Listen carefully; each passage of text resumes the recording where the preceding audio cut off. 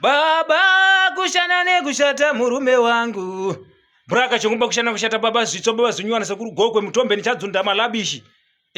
PaMubaiwa Night Club. Musi wa 29 June. Ticelebrate birthday Remukomana Chisafa. Takaenda. Ari kutobudisa chaopa muchinywani, achitobudisa mangoma manywani. Tinaye capital studios we.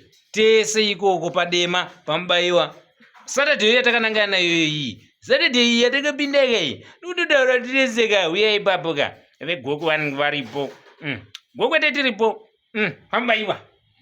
Tetiripo. Tatuya. Ejoria. Iripo chimwa. Igocha. Wao iripo. Wotonora. Askadhangapo. Iso masisi tichimwa. Nozwa. Huyayi mose dobudzana kuti braka chongomba kushana kushata paDema vanenge varipo PaMubaiwa.